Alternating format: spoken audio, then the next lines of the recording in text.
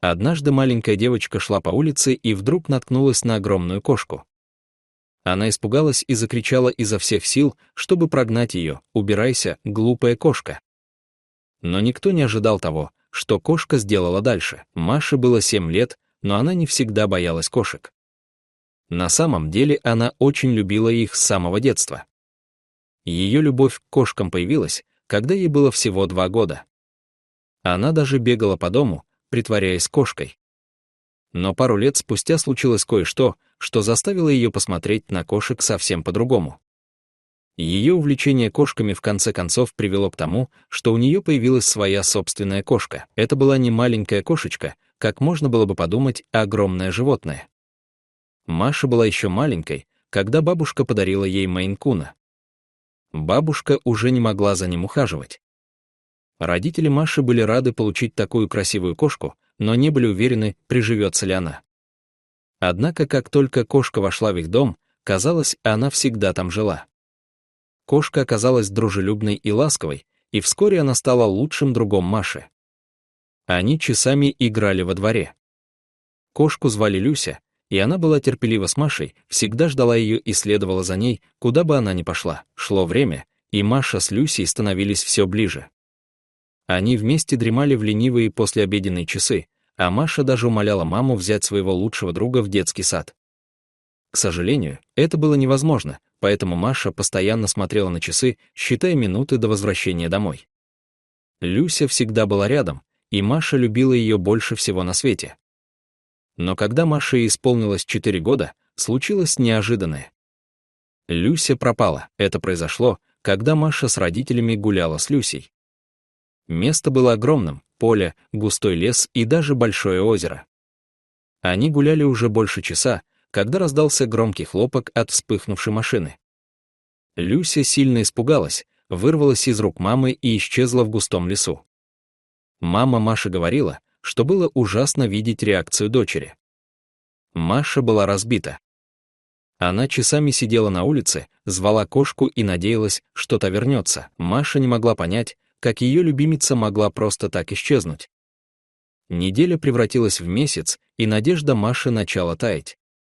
Родители пытались ее утешить, но ничто не могло сделать ее счастливой. Маша начала винить себя в том, что случилось. Она думала, что должна была сделать что-то большее, чтобы защитить Люсю. Но она не сдавалась, каждый день после школы искала ее, расклеивала объявления по городу, даже не спала по ночам, надеясь услышать за окном мяуканье.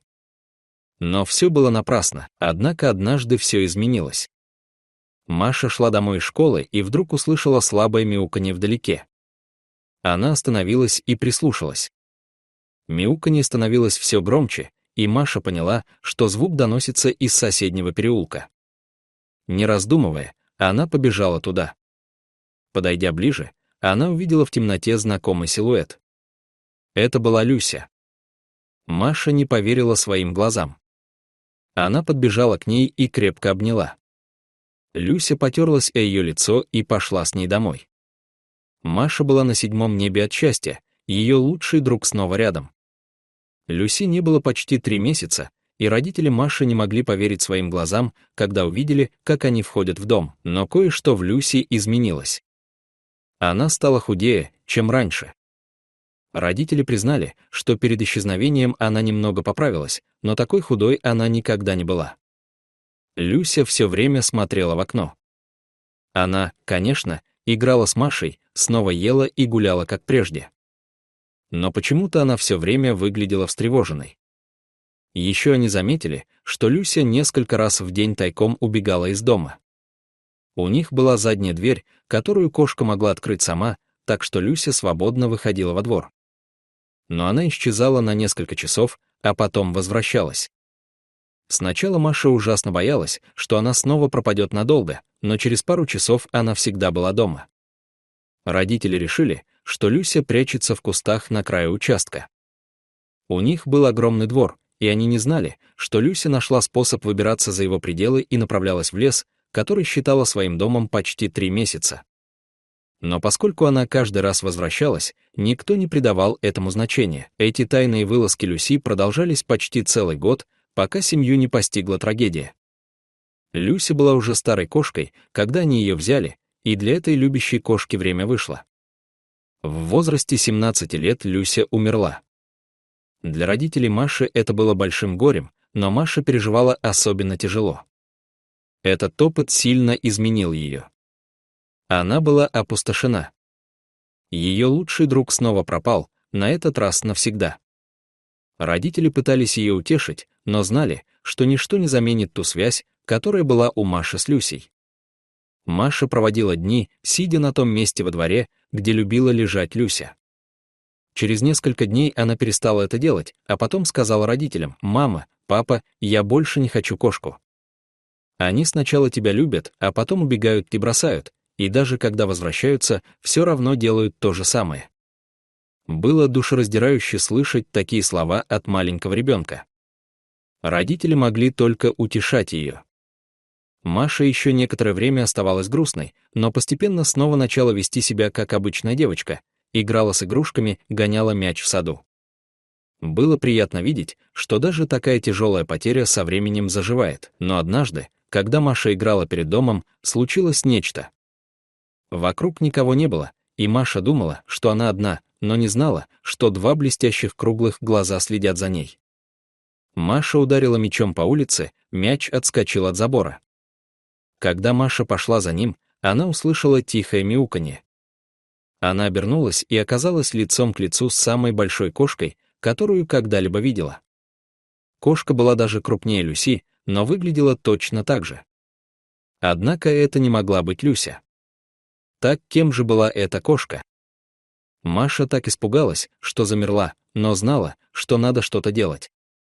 Она расправила плечи и закричала на кошку со всей злостью, которая накопилась из-за того, что Люся ушла от нее: «Убирайся, глупая кошка».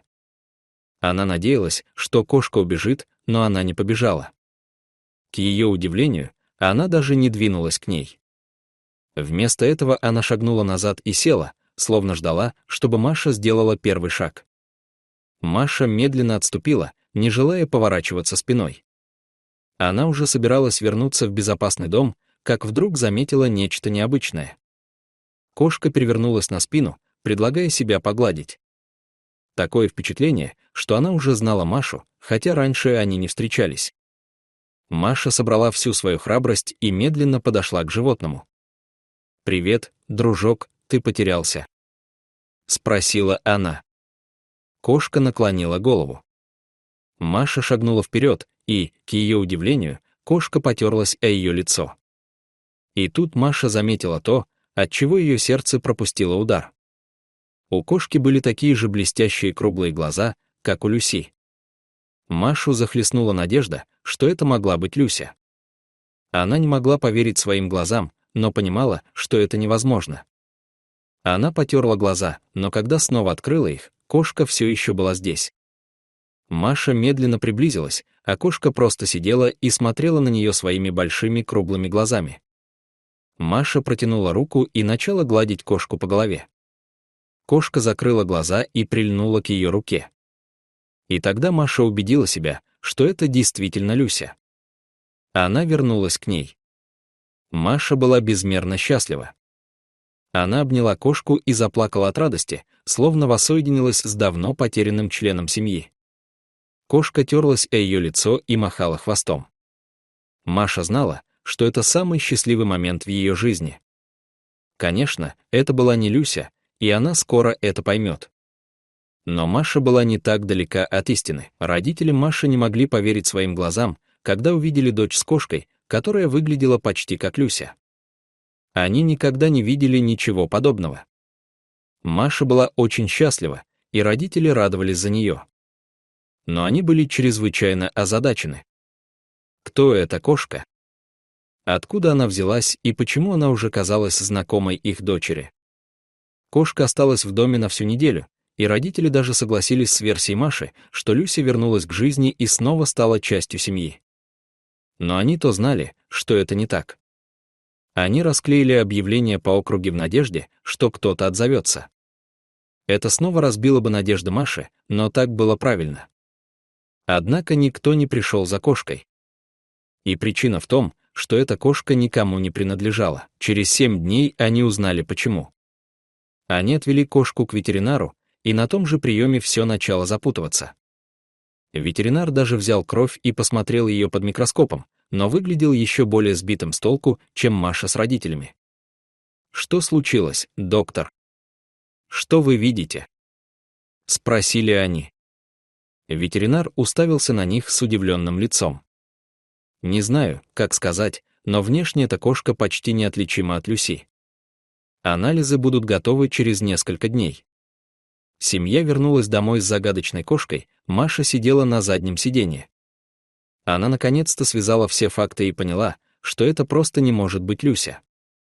Родители боялись, что она снова расстроится, но негативных эмоций не было. Маша была счастлива, что обрела нового друга, и обнимала Мейн-куна в машине. Но ей было любопытно, откуда взялась эта кошка и почему даже ветеринар спутал ее со старой Люсей. На следующий день они повели кошку на прогулку в лес за домом, туда, куда Маша с родителями не заходили после того, как перестали искать Люсю. Это место вызывало у Маши тяжелые воспоминания, но теперь она захотела туда пойти.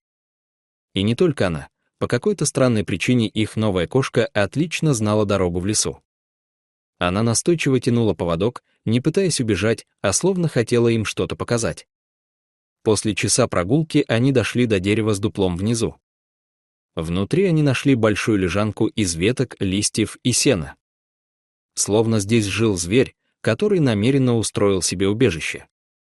Может, это то место, где Люся жила те 3 месяца? Спросила Маша родителей.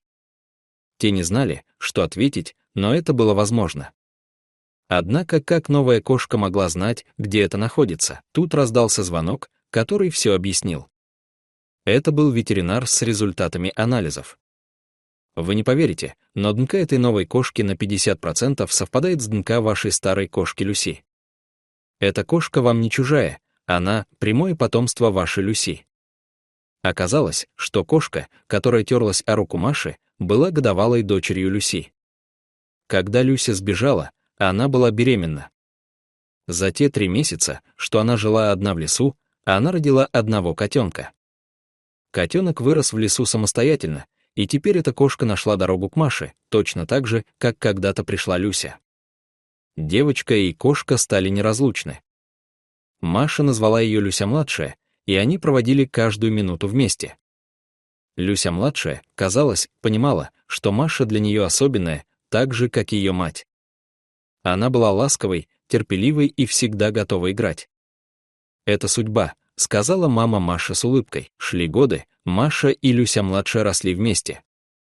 Они отправлялись в приключения в лес за домом, играли в саду и делились всем друг с другом. Люся-младшая выросла даже крупнее, чем ее мать, но была такой же красивой. Казалось, Люся не хотела оставлять Машу и передала частичку себя своей дочери.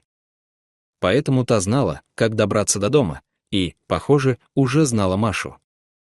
«Мы раньше не верили в реинкарнацию, но теперь верим», — говорили родители. У Маши и Люси-младшей была неразрывная связь, такая же, как у Маши с Люсей. И хотя они понимали, что Люся-младшая не та же самая кошка, они знали, что она особенная по-своему. А поскольку она была еще молодой, их ждали долгие годы любви. Страх Маши потерять друга и ее гнев полностью исчезли. Она снова поняла, кошки могут быть самыми любящими и преданными животными в мире и приносить столько радости. Она узнала, что иногда, даже когда кажется, что все потеряно, всегда есть шанс на чудо. Дорогие зрители, что вы думаете об этой истории? Расскажите, пожалуйста, в комментариях. А если вам понравилось это видео, то ставьте лайк и подписывайтесь на наш канал. Благодарим вас за просмотр. Желаем хорошего настроения и добра. До новых встреч!